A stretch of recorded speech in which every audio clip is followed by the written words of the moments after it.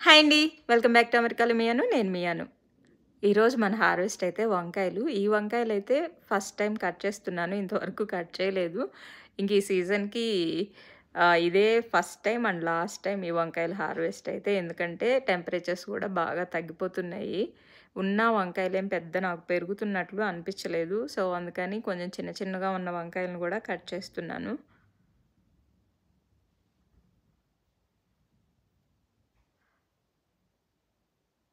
ఎక్కడున్నాయా అని చెప్పి చూస్తూ ఉన్నాను ఈ వంకాయలు.